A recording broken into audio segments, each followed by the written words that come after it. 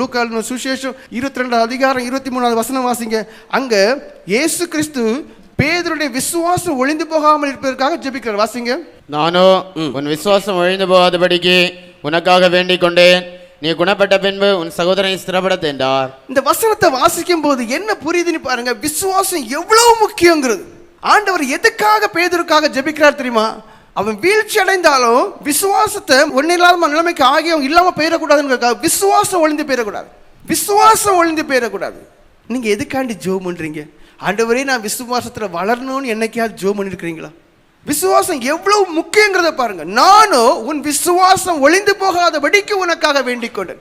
அப்ப விசுவாசம் எவ்வளவு முக்கியம் பாருங்க. யூதா நிருபம் 3 வசனம் வாசிங்க. அங்க சொல்லப்பட்டிருக்கு, பரிசுத்தவான்களுக்கு என்று ஒரு விசை ஒப்பு கொடுக்கப்பட்ட விசுவாசம்.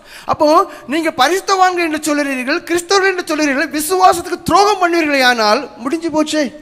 பிரியமானவர்களே, பொதுவான ரட்சிப்பை கொடுத்து உங்களுக்கு எழுதும்படி நான் மிகவும் கருத்து உள்ளவனாயிருக்கையில் பரிசுத்தவான்களுக்கு ஒரு விசை ஒப்பு கொடுக்கப்பட்ட விசுவாசத்திற்காக நீங்கள் தைரியமாய் போராட வேண்டும் என்று உங்களுக்கு எழுதி உணர்த்துவது எனக்கு அவசியமாய் கண்டது. தேவன் எல்லாவற்றையும் நமக்கு முன்னாடி சொல்லிட்டார். விசுவாச துரோகம் நடக்கும்னு சொல்லிட்டார். இப்ப என்ன சொல்றாரு? நீங்க ஜாக்கிரதை உள்ளவங்களா இருக்க சொல்றார்.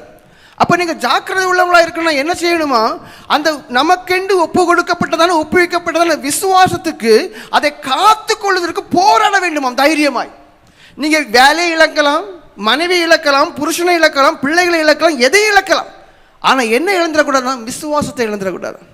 அந்த விசுவாசத்தை இழக்காமல் இருப்பதற்காக தைரியமா போராடு என்று சொல்லுகிறார்.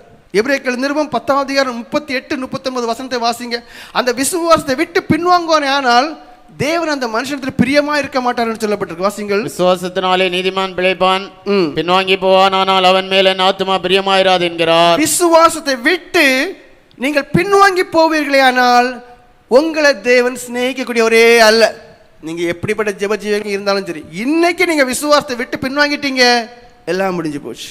தேவன் அவன் மேல் பிரியமா இருக்க மாட்டார். அவன் மேல் என் ஆத்துமா பிரியமா இருக்காது. அப்ப எந்த அளவுக்கு விசுவாசம் முக்கியம், எந்த அளவுக்கு விசுவாசம் முக்கியம், விசுவாச ஜீவியம் முக்கியம் பாருங்க. அடுத்த வசனம். நாம கெட்டு போக பின்வாங்குறவர்களாயிராமல் ஆத்துமா ஈடேற விசுவாசிக்கிறவர்களா இருக்கிறோம். எதுக்கியா விசுவாசத்துக்காக போராடு, எதுக்கியா தைரியமாய் விசுவாசத்துக்காக போராடு சொல்லுகிறோம்? அந்த ஆத்துமாவை காத்துக்கொள்வதற்கு விசுவாசம் அவசியமா இருக்கிறது. அந்த ஆத்துமாவை காத்துக்கொள்வதற்கு விசுவாசம் அவசியமா இருக்கு. நான் விசுவாச துரோகம் பண்ணிவிட்டு விசுவாச துரோகியாய் காணப்பட்டு விட்டு என் ஆத்துமா நல்லா இருக்குன்னு ஒரு மனுஷன் சொல்லுவானே, ஆனால் அவன் பொய்யன். விசுவாசத்தை காத்துக்கொள்ளுகிற மனுஷன், அவரிடத்தில் விசுவாசம் வைத்து தன்னை விசுவாசத்தை காத்துக்கொள்ளுகிற மனுஷனுக்கு மாத்திரம் தான் நித்திய ஜீவன். யோவான் சுவிசேஷம் 6 அதிகாரம் 47 வசனம் வாசிங்க. என்னிடத்தில் விசுவாசமாயிருக்கிறவனுக்கு நித்திய ஜீவன் உண்டென்று மெய்யாகவே உங்களுக்கு சொல்கிறேன். பாருங்கள், தேவனை விசுவாசிக்கிற மனுஷனுக்கு தேவன் நித்திய ஜீவன் உண்டு என்று சொல்லிட்டார். ஏன் இவ்வளோ காரியத்தை சொன்னேன்?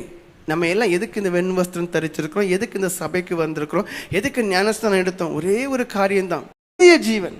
அது உங்களுக்கு வேணுமா? விசுவாசங்கிறத நீங்க உறுதியா பிடிக்கல, அதுக்காக எதையும் தியாகம் பண்ண துணியல, நீங்க எதுக்கும் பிரயோஜனப்படாது.